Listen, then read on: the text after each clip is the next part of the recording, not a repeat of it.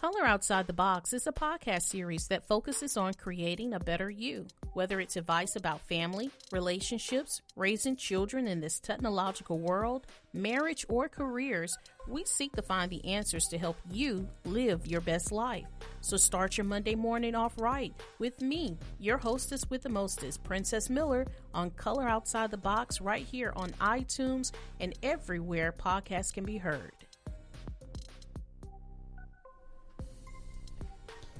Well, good Monday morning, and thank you for tuning in to the Color Outside the Box podcast. I'm your hostess, Princess Miller, and I am here in the studio with another special guest. So, good morning, Miss Ruth Pettway. How are you? Good morning, Mrs. Princess Miller. I am well. How are you? I am doing great.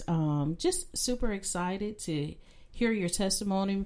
Miss Ruth is the first lady of Truly Anointed Ministries, where her and her husband, Pastor Tony Pettway, serve faithfully in the Mobile area. And she just recently wrote a book, and we're going to talk about this book today. And what's the title of the book? The title of the book is After This, Navigating from Pain to Purpose. And before we get started as to what the book is about, tell people how they can get a copy of this project. Okay. This book is available on Amazon, and also you can get this book directly from me, and you can locate me on Facebook, Ruth Pettway. You can also locate me on Twitter, Ruth Pettway. Also, you can locate me on Instagram, Ruth Pettway, and you can order a book that way. Okay, excellent. And you also have a page for people that are fans of the book. Thank you. I do have a fan page where people who have read the book, people who have purchased the book, people who are just excited about the book can go to on Facebook. And it is the title of the book, After This, Navigating from Pain to Purpose. You just click on that on Facebook and you'll just see just testimonies from people of how the book affected them, how it touched their lives, how it ministered to them. And that's how you can get it. That's how you can see what other people are saying about the book. Okay, excellent. So let's get into this book. This book is part of your testimony, but as I began to read, because when I sat down and opened the book for the first time, I got 35 pages in nonstop. And so you're talking about your testimony, but you're also taking the time to show how certain situations can minister to people or teach people in certain situations. So let's talk about this. First, tell us about your testimony. What happened? Okay. I'm going to try to sum it all up and, make it short. Well, I'm a registered nurse. I was working at a local hospital, and I started having a lot of issues. And I got diagnosed with an ependymoma, which is a tumor, a rare spinal cord tumor that was growing inside my spinal cord. And this tumor was in my cervical spine. And if you know anything about the spinal cord, nothing needs to grow inside of it. Mm-hmm. It is very small. And this tumor, when I talked to a surgeon, he told me this particular tumor was like only 1 in probably 3 million people will have this particular type tumor. So it was rare. It was a lot of specialists had never dealt with that tumor before. Mm-hmm. And I was given a 5-year life expectancy with the tumor, and that was either with surgery or without. And so it was a very hard situation to be facing as a nurse, because I knew what my prognosis was. I knew and understood the diagnosis from the medical side point, but I also, as a believer, knew I had to apply the truth of God to it.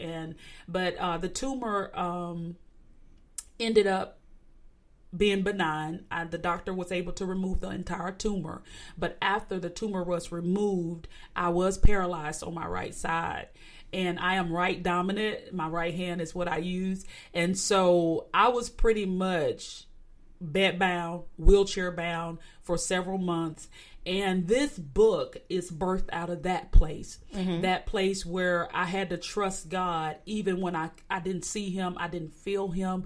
Everything was unfamiliar. My God, I feel that already. But even in an unfamiliar place, an unfamiliar setting, even in the lowest of times, it taught me how to turn pain into something else, because I had to get a new mind. I really did. I had to really get a new mind. I had to put my nursing skills, my nursing knowledge, my nursing degrees. I have a bachelor's in nursing. I have certifications nationally. And I currently have a PhD in religious studies. But all that was nothing because none of that could heal me. None of it. None of it could get me where I needed to be. So God taught me how to train my mind, how to train my mind to see what I didn't see. And believe me, when you're doing this, when you're learning how to navigate, people are going to think you're absolutely nuts because I can only imagine what I must have looked like wheelchair bound and still saying I'm going to walk again. You know, I can imagine what I must have looked like to people, you know, having to be fed, having to be dressed, having to, and let me tell you something, it's a whole different world when you are used to being the one taking care of people, and now you're having to let people take care of you. And it tries to rob you. It tries to steal, you know, your worth, your value, your self-esteem. It tries to take you to a low place. You know, it will make you depressed. Let's I want to stop you. I want to delve into that. Okay. Because a lot of times people who are they're dominant, they're used to, you know, doing for themselves, coming and going as they please, and when they get into a situation where people have to take care of them, it's a humbling experience, it's a humiliating experience to some degree, but it's also, I guess, the adversary uses that opportunity to create humiliation, because it's really not humiliating. If you really think about it, everybody that you take care of, you know, helped throughout the years, and then you see them turn around and begin to reciprocate that help that they gave to you. Wow. That's a powerful experience. Yes. And a lot of times people look at it from the negative aspect. Oh, they got to look at me, you know, naked, or they got to wipe me, or they have to you know, and no, these are people that you have shown love to. And God has allowed me to, I guess I have a different revelation, because I remember as a child, my great grandmother was ill and she came to stay with us for a while. So I had to get up with her throughout the night. I had to, you know, sit there with her while she was using the bathroom, pull her up off the toilet. Sometimes, you know, she would be stuck to the toilet because she would be there so long because she couldn't immediately go. And during that time, we had some of the most, you know, great conversations. I really got to know my great grandmother. Wow. I asked her questions about her childhood, her parents. You know, she shared with me about how, you know, we have Indian in our heritage, and her mother, what she looked like, and, you know, and things of that sort. So it was a humiliating time if you look at it from the negative aspect, but it was a bonding time, and it was a beautiful time, because not too long after that situation, she ultimately passed. Wow. And so I never really had that time growing up with her. So, you know, and she told me something one time. She said, God is going to bless you for the things that you have done for me.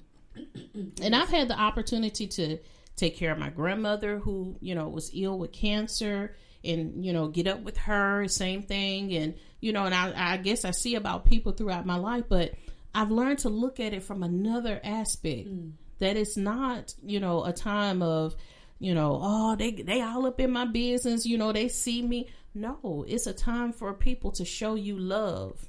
And the thing is, if you have sown love, you're going to reap love. Yes. And I think that's the situation that you went through. You have sown love. Yes. And you had reaped love. My mind. So let's keep going. So you're in this situation, and man, I could imagine, you know, all of the fear, the doubt, the warfare that was going on in your mind, because the adversary was probably, oh, I got you now. You ain't gonna never walk. You ain't gonna never do this. And see, that's why you in this situation, and that's why you in this situation. And God allows you to get closer to him. Yes. Because I can imagine your faith, you had to be like the woman with the issue of blood. Your faith had to go to another level in order to receive your manifestation, your healing. Yes. Talk to us about that. You know, I want to piggyback off something you said about taking care of your grandmother, and then I'll dive right back into what you just asked me. It was so hard my daughter was about 8 at the time. And when I came home from the hospital, I would need her a lot. And I felt so much guilt for having her to help me, you know, zip up my pants, tie my shoes, fix my hair, just all kinds of things that she would have to help me with because my husband had gone back to work. And I called my mom one day and I said, Mom, I feel so bad. I don't want my daughter to grow up resenting the things she had to do for me in this time. And I don't know how to not have her do it because I need her to do it. But maybe I need to hire somebody. And my mom told me just what you just said. My mom said, you know what? God knew that this was going to happen. And God is working something in your daughter. Even at this young age, she will not resent you. But she needs these skills. She needs to help you. She needs to help nurse you. And God's going to mature her through this. So just as you bonded with your great-grandmother and your other relative that you had to take care of, I believe that God created a bond between my daughter and I that is now, you know, it's unbreakable. It's because she saw me weak. She is also able to testify. I know where my mother was. I know where my mother was, and I know where she is now. That is proof that there is a God. There is a God. There is. So, having to deal with shame, having to deal with fear, having to deal with regret. In the book, it even talks about how I had a conversation. I don't want to spoil it for you because I don't know if you've gotten to this part, but I had a conversation with my husband when I was diagnosed, and when after some time had passed and I wasn't getting better, I was losing function of limbs. I was just trying to survive, you know. And I talked to him one day and I said, I want to release you. I want you to be free, because the doctor told me I may end up in a vegetative state, that I may be ventilator dependent for the rest of my life. I may never walk again. And I don't want you stuck. I want you to live. I told him, I said, you've been a great husband. I love you. And don't think that I don't, want you with me. I just don't want you to suffer with me. And my husband looked at me and said, I cannot believe he was so offended. He was so offended, woman of God. He told me, he said, who are you? Who are you right now? How can you release me from a covenant I made with God? Oh my goodness. I love that guy. I love him. He said, how can you release me from a covenant that I made to my God? I told him I would be with you through sickness and health and good times and in bad times. And he said, so you can't release me. You cannot. He said, and even if you tried to release me, I won't go, because you need me now more than ever. Wow. And you know what, Princess, I was speaking out of my pain. I was speaking out of a place of, of confusion. I tell people in the book, don't try to operate when you're not 100%. When you're worried, when you're scared, your fear will start speaking and telling you what to do. But you have to come in the cool of the day. Oh my goodness. You have to come in a sober mindset, because just like Naomi, she told Ruth and Oprah, and that's in the book. That's what I was just thinking about. And Oprah said, I'm out. Thank you. Thank deuces. You for deuces, Naomi. I love you, deuces. Thank you for the release, because I was thinking that anyway. And that's no judgment on Oprah. Amen. It is just saying that it was her time to be released. But Ruth said, oh no, where you go, I'll go. Your God will be my God. If we're going to die, we're going to die together. And whatever happened to you, it's going to happen to me. And that's true covenant. And so my husband was letting me know, I'm keeping covenant. Not only with you, but with my God. And I know, I'm serious. He had to leave me for a while, because I know he was like, this girl has completely lost her mind. She want a divorce, because usually I've seen people that illnesses, financial issues, different hardships, they will push you into divorce, especially if you're not grounded, rooted, and centered in God, and that he's that threefold cord.